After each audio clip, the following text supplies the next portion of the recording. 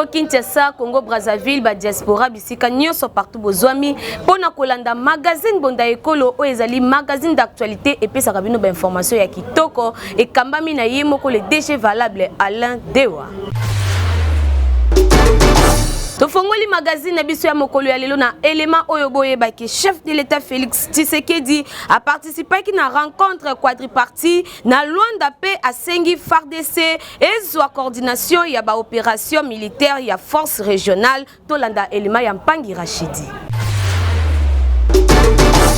Na souci ya koluka pe sécurité pe ko pacifier parti est ya République démocratique du Congo.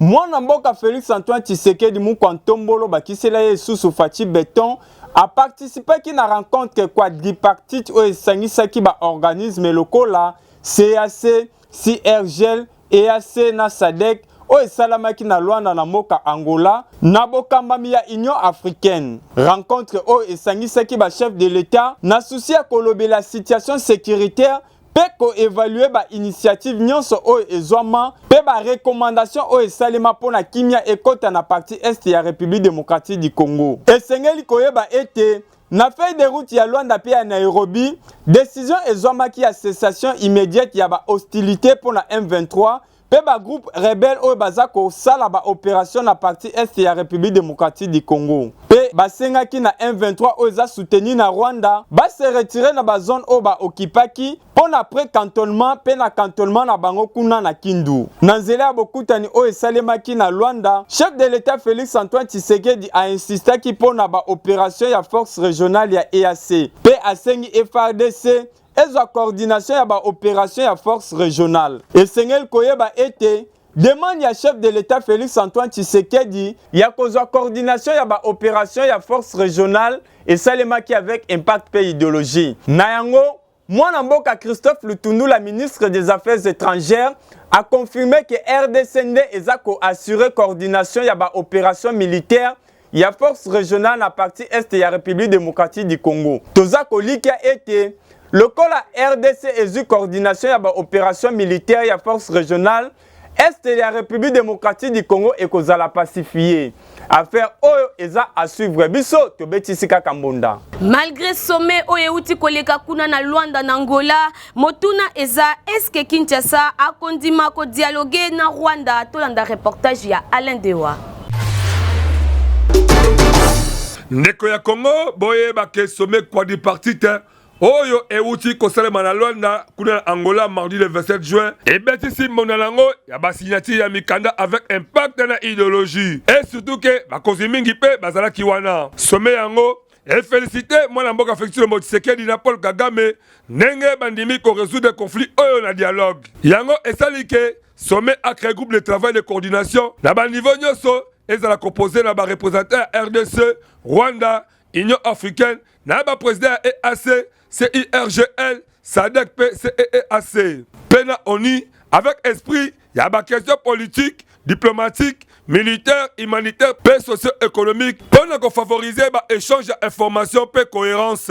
Union africaine de azana charge ya ko protéger groupe de travail yango. Malgré ba rencontre nyonso wana boye bake ba terroriste ya M23 oyo baza soutenir na Rwanda bazaka ka kosa ba desordre moko impossible na territoire ya Rutshuru, Masisi, pena partie ya Nyiragongo. Ya koyeba lisusu ezake bazako bundaka na ba groupe ya autodéfense na ba village ebele. Bazape lisusu kopiyaka biloka ba population na ndenge moko ya mabe. Na mikolo oyo euta koleka basali communiquer ya kolobake baza concerné te na processus ya cantonnement ndenge ba chef d'état bazako souhaiter po bango balingi kaka dialogue direct na Kinshasa. Motuna eza monduki te. Malgré nyonso wana basomé na ba rencontre ya ndenge na ndenge P123 égale Rwanda. Est-ce que Kinshasa a condima qu'on dialogue na 123 direct? Dossier oyo eza vraiment à suivre yango biso te betisika mbonda. Na 5e sommet ya Luanda pour na chef de l'État Félix Tshisekedi, RDC et ko respecter l'engagement na ye pe aza ko espérer même chose pour na ba partie prenante mosusu to landa reportage oyo.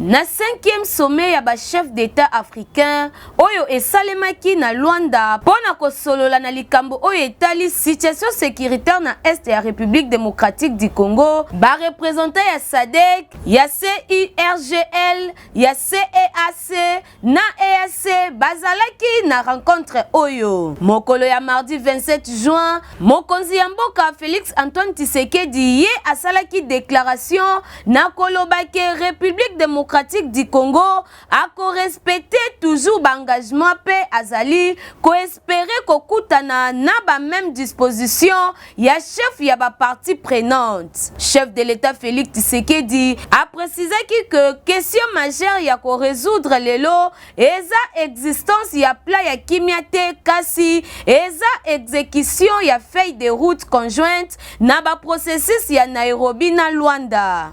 Na titre ya rappel esengeli boye bake sommet oyo ezali 5e sommet ya ba chef d'état africain oyo bazali consacré na crise sécuritaire na est ya République démocratique du Congo depuis 2021 année ya résurgence ya M23 oyo bazali soutenu na Rwanda yango biso to betisi kambunda. Centre de formation média indépendance Fomina Mukuse afongoli ba porte pona mutu nyonso oyo alingi ayekola journalisme, prise de vie, topé caméra na montage vidéo to landa spot publicitaire oyo.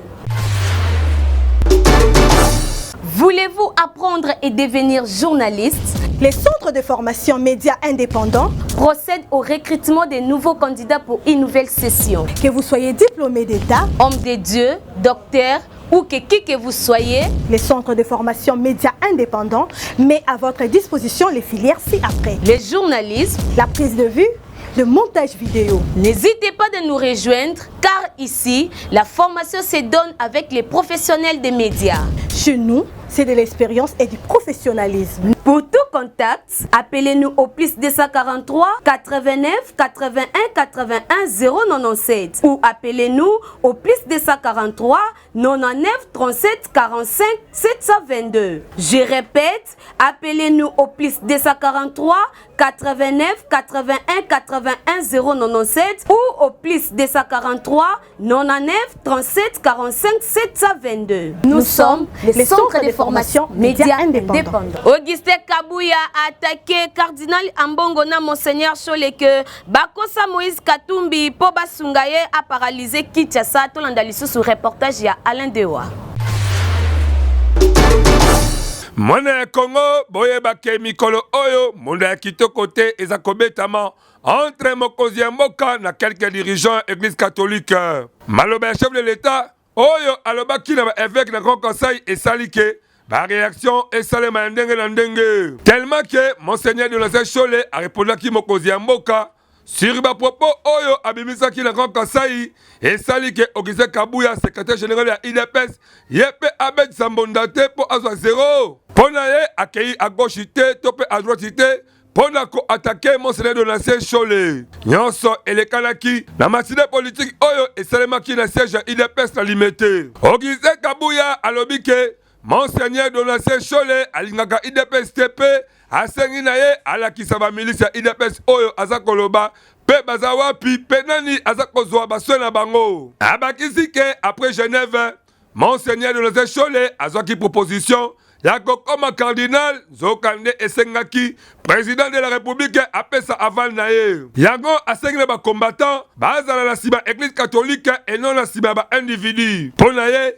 aza koloba ke monseigneur de l'ancien Chole pe cardinal ambongo baza deja kosombama na misolo IDPS esali 37 ans sans kocreye bamilice mais lelo baza na pouvoir nde ekozala occasion na bango ya kocreye bamilice wana ezali motuna atunaki ya koyeba makasi eza ke mwana mboka Augustin Kabouya a lancé défi à makasi na monseigneur de l'ancien Chole po alakisa eske bamilisi oyo azali koloba esika nini bazali pe alakisa nani oyo azoka baswe na bango abakisi lisusu ke démarche na bango ezali ya koluka sanction contre un régime mais bakozwa yango te donc ezali groupe ya basango misusu oyo bazala kati ya makambo yango mpo na ye cardinal Ambongo pe monseigneur de l'ancien Chole bakosaki Moïse Katumbi ke akoparalize Kinshasa na appui na bango kutu Katumbi a se retrouvé à la balabala avec 5 personnes. Boye bake Augustin Kabuya à laquelle Moïse Katumbi Mabeke à cause de la maudit qui la 3e génération nae. Po azako kalisake avec Misolo à Kosomba Motonyonso. Mane Congo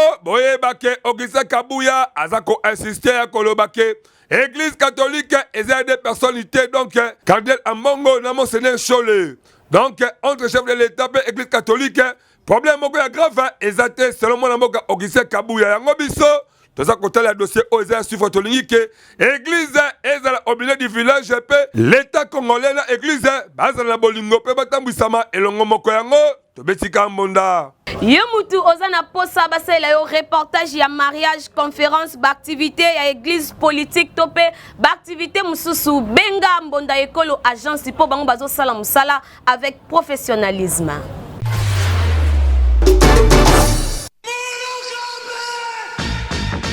Bana Congo Kinshasa, bana Congo Brazzaville, yo mutu olingaka ba activité na yo eye bana na mokili mobimba. Mbonda ekolo agence epesi bino opportunité ya kosalela bino ba reportage ya kafu kafu. Ezala activité politique, socio-culturelle, économique, religion, sport, conférence. Awa na mbonda ekolo agence ezo salema avec professionnalisme pe eza na prix moko très abordable. Esuki wana te ende konangai keba na ba reporter ya muyibi oyo bayaka kozwa ba image pe elekaka nango na télévision te kasi awa na mbonda ekolo agence nyonso ya filmage, modération, réalisation, photoshooting ezo salema avec un partenaire idéologie parce que awa tokanga masolo pena oyo etali image yebake okozwa yango pe ata na format ya YouTube. Olingi oyeba bisika tozali benga biso na plus 243 89 81 81 097 na bandeli lisusu na plus 243 89 81 81 097. Na mbonda ekolo agence nyonso ya reportage ezosalema kitoko avec professionnalisme et yokanio. De 1960 à 2023, jour pour jour, 63 ans, depuis RDC ezwa indépendance, motuna ezaboye. Est-ce que Congo ezo kende liboso, tope ezo zonga sima, tolanda propos recueillis oyo? Juste, effectivement, Omoni, depuis 1960, ti lelo, en tout cas, on a vu ces zonga sima. Pour ce totali, vie actuelle, na vie antérieure par rapport à l'histoire ya mboka, mboka ezozonga sima. Tozongi sima, to reculer penza makasi. Toki totali omoni Mobutu ngaki na 1965 akutaki mboka ba compagnie ezalaki, misala ezalaki, vie ezalaki normale, bana kasa bazako tanga ba activité ezalaki vraiment normale. Tangu ya yé akuti mboka na niveau wana azwi mboka eloko oyo biso tomonaki mabe oyo asalaki à partir ya organisation na ye wana abotoli biloko nyonso oyo ezalaki na mindele abotoli yango apesi na batu na ye na ba dignitaire ya mboka alors que batu wana bakokaki ko gérer biloko wana te parce que bayebaki te biloko wana mutu ya nango na lolenge na yango bakokaki ko gérer yango te alors babebisaki mboka bandaki kozonga sima juste na moment wana. Congo ezali na recul moko ya ba kilomètre. Indépendance elingi koloba liberté, souveraineté elingi koloba dipanda kolongwa na bowumbu ndenge bana Israël balwaki na bowumbu. Mais situation na bango sur tous les plans changement ezalaki. Kobanda 1960 ti lelo tokomi na 2023 63 ans. Tomone eloko moko te tosali recul moko monene yango tokomona te tango tozalaka Afrique du Sud ba médecin na biso ba minganga bazalo kende kuna pona kosalisa bato lelo biso tokomi kokendeke kuna na tango tokomi kobela elakisi nini pe lisusu mbisi oyo tobengi mpiodi toyebaki yango te ebale tondi mbisi mais toza kokolia yango te ba mbisi mususu banda nzamba salaka mokili na biso ezali kokufa kaka pona bobange na yango biso moko toza kolia mpiodi zamba etondi nyama toza ko kolia banyama te. Invité du journal ya mukolo ya lelo eza papa Osoloko Mazola Mbujima Ikananga oyo bana tiangu bamesana ko benga ngai ya sima ya ndako alobeli 63 ans ya indépendance ya République démocratique du Congo Tolandae. Pour le commun des mortels, Sokope Otali, avancement exacté. Accession à Mboka na biso na indépendance, Nazaraki na 7 ans et demi. Na 7 ans et demi, Tobandi, Mboka ndenge zalaki na éducation ndenge biso banaki classe. Ezalaki même modèle à l'éloté. Soko Otali avancement exacté, tu avancé na niveau démographique. Ma domaine nyonso etikali. Ezala économique, ezala éducation, ezala même musicale. En tout cas, avancement exacté. Et sur le plan politique, Mboka ezako s'engouffrer de plus en plus. Sécurité coûte ezako détériorer. L'ère belge ndenge tozalaki à peine pour nazalaki na 7 ans en 63, na 1960. En tout cas, même na niveau ya ba classe, il faut sentir que moi nazako bima. Azan déjà na premier CEO, deuxième CEO, moi na ayebi ko koma ba rédaction biloko nyonso to. Mais lelo yo eloko moko ezate. Et vi ndenge ba tata na biso to saka na ngana botami na kati ya plantation ya familiale. Mbila toza ko teka. Papa zo teka mbila zo continue biso na classe. Mais lelo yo eloko moko te soko to tala niveau ya Kinshasa wa eloko moko za ko avancer te. Sur le plan politique le contraire. Les leaders na biso politique nyonso baza corrompu. Et loko moko ezate, ils sont prêts seulement pour l'argent. Et loko liboso leadership na justice ezala pour la population nyonso. Ezala te que justice partisane. Et c'est montozan autorité nyonso wana ça ne va pas. Population na kosenga na population, il faut conscience ezonga. Pour montomoso awute pa ko sala sabiso azate. Tozalaki colonisé par les Belges. Les Belges basi bakei. Tokozwa deuxième colonisation te. Kaka biso moko. Alors nazako senga vraiment na tout congolais. Oya za responsable. Oya yebi ke mboka na biso kaka yangoyo. Il faut to sala éveil national. Toyeba l'air tokozwa même ata mokonzi yango aye lelo. Mais soko biso moko tozali conscienté et kozala passe.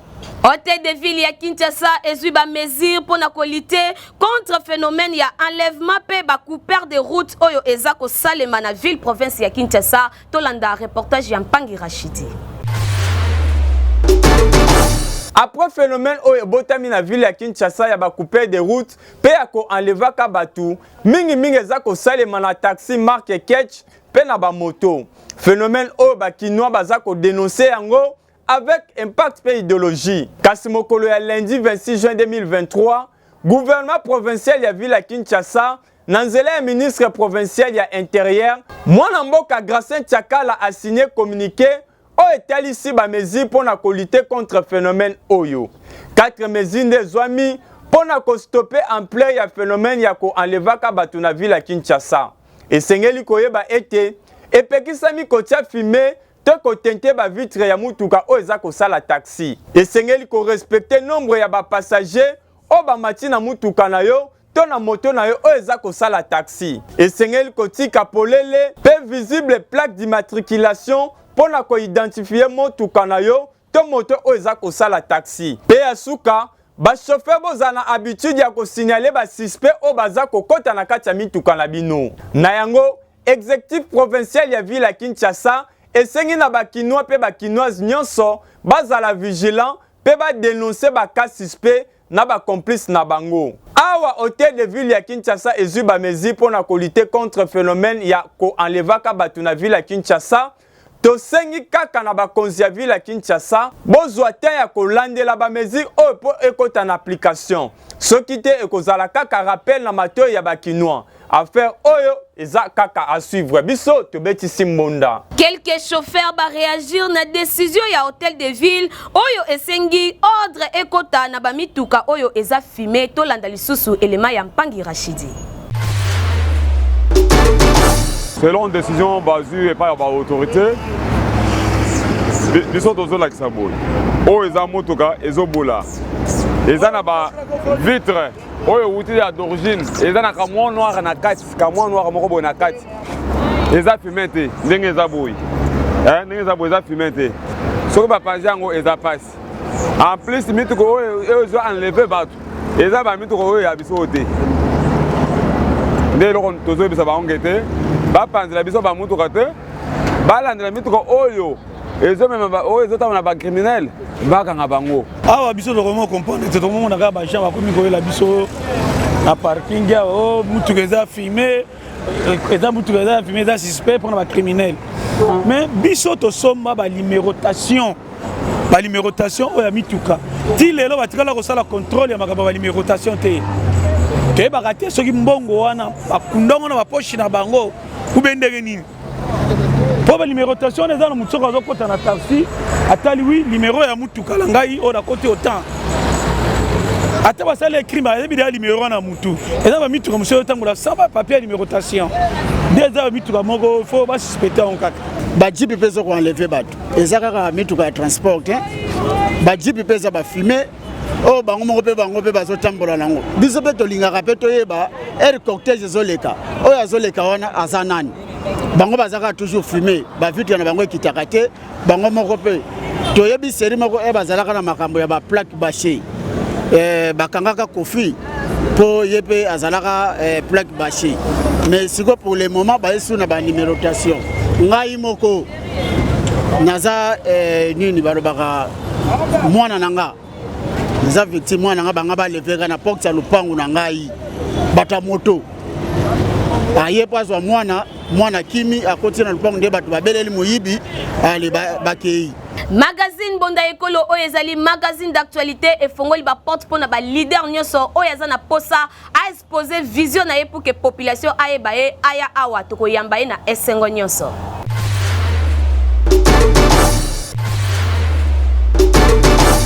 Congolais, Congolaises, yo mutu ozalaka na idée ya développement ya RD Congo, magazine Bonda ya Ekolo baleki ya Yezu apesi bino opportunité ya koya ko exposer ba vision na bino pona bolamu ya ekolo mobimba. Botala bino moko tomesana koyamba batu na plateau na biso po mutu na mutu atalisa vision na ye. Yo mutu oza na ba idée ya malamu olingi mboka ekende liboso, magazine Bonda ya Ekolo afongoleli bino ba porte yaka o contribuer na développement ya mboka RD Congo. Oyo ayebi ke aza vrai leader sala lokola baninga yaka na plateau na biso parce que eza seule adresse oyo eyambaka ba leader ya makasi pe ya solo. Tala ndenge ba leader bazali koleka moko na moko bazali koyamba bango epai ya mwana mboka Alain Dewa na Medrine Kambembe avec un partenaire idéologie. To abordaka basi nyonso lokola politique, économique, socio-culturel, religion, pena basi mosusu oyo ezo contribuer na développement ya mboka na biso. Bazomona pero batana makanisi kimutema mabete. Batu mususu kala kimutema mabe ya longwanga na yawana. Mais bato batana miso baomona Congo ezoke na ndenge mususu. Elle na limité na mumbele un peu partout. Donc nazo continuer lisusu na suki wana te. To se sentir à l'aise na kati ya changu na biso. Ok, merci beaucoup. Ndenge kaka bozali komona bango pe bazali ba leader oyo bandimi ko participer na développement ya ba quartier commune pour que mboka ekende liboso. Na bino pe ba leader oyo boza kolanda biso bolinga ka développement ya quartier ya commune to pe ya RD Congo mobimba. Bobenga biso na numéro oyo eza affiché na bas d'écran na bino. Toko yamba bino pendant 30 minutes sans débat avec un partenaire idéologie pour que vous exposer ba vision na bino liboso ya population pe aye babino. Yango biso na magazine Bonda Ekolo to bengi ba leader ya solo pe to beteli bango kambonda. Ba ancien militaire rwandais ba komi ba homme d'affaires pour na ko s'infiltrer na République démocratique du Congo alerte et beti simbonda.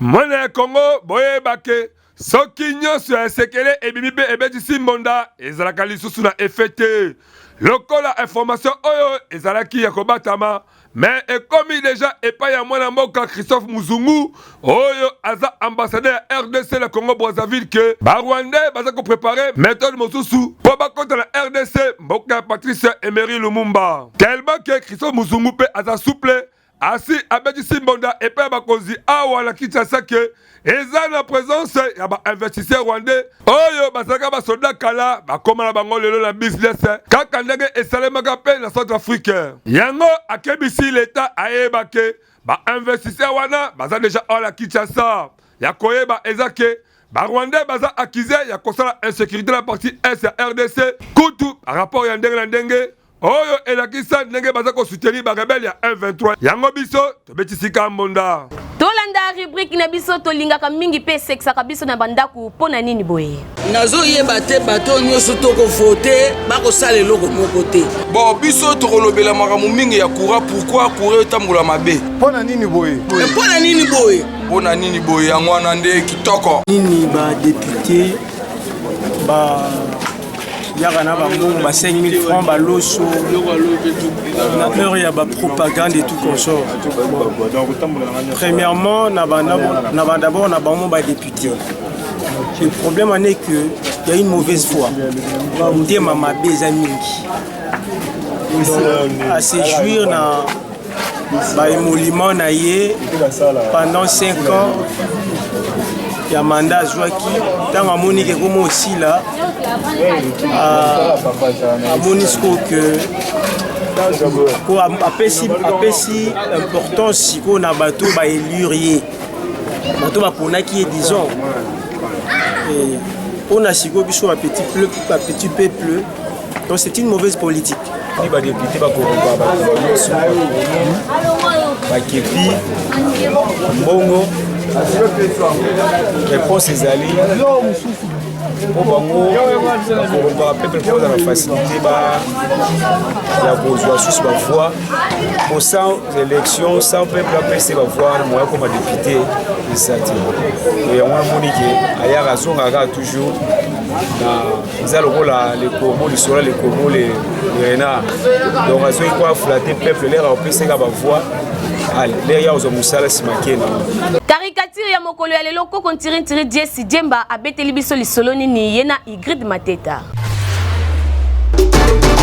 likambo oyo etali kilimbo peto na ville province ya Kinshasa tokoma koloba pe toza toujours continuer koloba parce que tokoma komona ba ONG ezo ba responsabilité ya kokoma ka ba boulevard au lieu que ba rétrocession ekitelaka ba bourgmestre pour basala ka misala ba travailler en collaboration avec ba chef du quartier et ba chef de riz mais mingi tokoma komona ka ba konzi ya ville province ya Kinshasa le ba ministre ba député bangonde ba créer ba ONG bango et comment kozo ba mbongo po et ça ka musala ko sala kilimbo peto la ville province ya Kinshasa mais misala ngo pe mingi ezali kaka na ba boulevard yango honorable tobengaka honorable apoye a postulé ba mandat ndenge na ndenge azwate mais atikala kaka na ye kosala ba constat ndenge nini mboka Congo ezali kotambwisama ya lelo abeti lisolo nini honorable toujours na ba ronde mais amoni nini mais pas normal ça moto ya ONG mais azoboka basalite na caniveau papa batieli biso ba poubelle te nasala nini nakobwaka kaka awa ONG ya célébrité Kilbo Peto ezali maboko na bino bongisa musala idéologie ekende liboso yango wana tolobaka misala misusu eboyi kopesa ba ONG oyo bazosala misala malonga po mingi ya ba ONG bimena na ville province ya Kinshasa ekoma nango kaka lokoso ya mbongo bazwaka bambongo me misala balonga kutu esalama te bongo baeffectif okomona kaka bazwaka ba ONG ba 500 personnes mais sur le télé kaka 10, 20, 15 personnes kutu musala balonga mpe esalamaka nango te yango bakalifa ezotonda mone honorable aleli awa tokosenga na mwana mboka Jachiningo Bilambaka mpe Gérard Kokomulumba bobongisa misala na bino botana likama ba ONG oyo madame kutu ezokata maboko ba bourgmestre po ezali na kutu bia ya boye vraiment pasi pe mo Kinshasa toyebite merci na bino nyonso bozalaki ebele pona kolanda magazine bonda ekolo oyo epesaka bino ba information ya kitoko ngamedri nazaki na esengo ya ko présenter yango bo continuer na ko s'abonner massivement na chaîne YouTube na biso bonda ekolo officiel yango ndeza seul moyen obokoki ko soutenir biso bobenga biso pe na ba numéro oyo eza affiché liboso ya ba poste téléviseur na bino pona kolekisa ba sport na bino tope ba activité ya ndenge na ndenge tokoyamba bino na esengo nyonso na sima ya caméra pe na réalisation ezaki Igrid Mateta kasi na bosanité mutu asimbi édition ya mokolo ya lelo ezali Mpangi Rachidi yelongo na ye moko le DG valable Alain Dewa ngana bino tokuta na mokolo ya sima soki Yesu Kristu akozonga te.